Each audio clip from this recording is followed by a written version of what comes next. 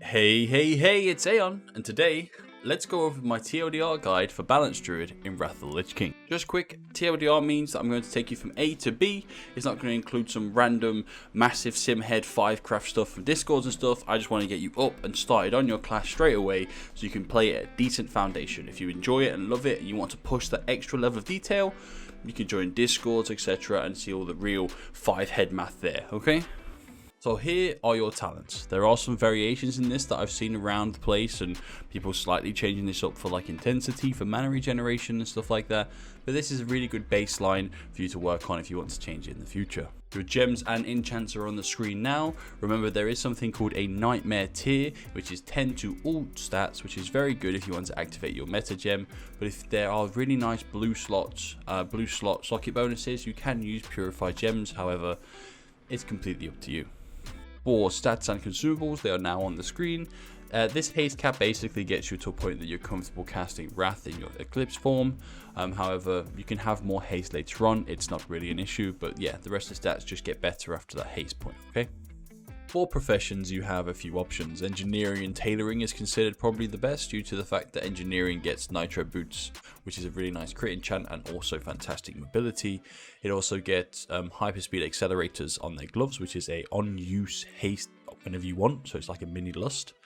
And then tailoring is absolutely fantastic for the fact that you can have a cloak enchant that procs spell power. Doesn't mean the rest of the professions are bad. Jewel crafting, alchemy, leatherworking, inscription, they all give you a buff, just a flat spell power buff. I have a professions guide on this, but they're all pretty much close. So if you don't want one or the other, I mean, engineering is fantastic and you really should consider it because mobility and an unused damage cooldown, but it's completely up to you from that point. Just want to hop in to say thank you so much for all the support. If you have any idea what guide you'd like to see next or anything to do with Wrath of the Lich King, please just let me know in the comment section below.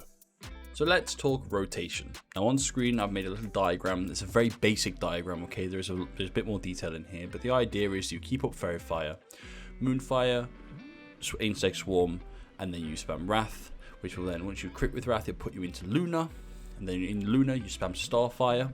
You keep spamming Starfire when Luna falls off until you crit with it, which then puts you back into Solar.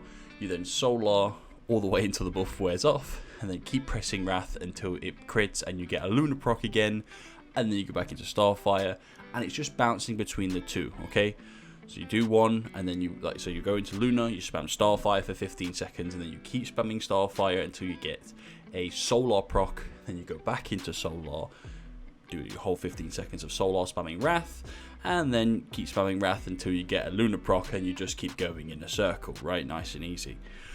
In terms of dots, I put a very basic only refresh outside of eclipses, which is a decent rule. There are some very interesting, very in-depth points where you should be using your dots. Again, I'm going to post them on the screen now. This is from a Wowhead guide. You can kind of get a little bit more of a gist from it, but overall, that's the basic foundation.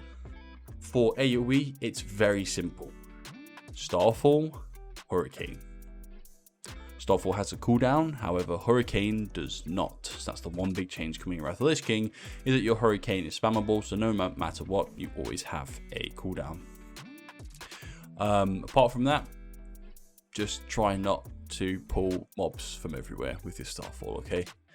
It's great, it's a fantastic button, but you will ninja pull a lot of things if you're not careful, and that becomes very annoying. So just be a little bit careful on that, okay?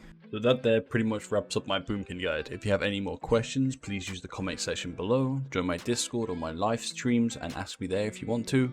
If you know what guide you want to see next, just let me know. Until next time, guys. Peace.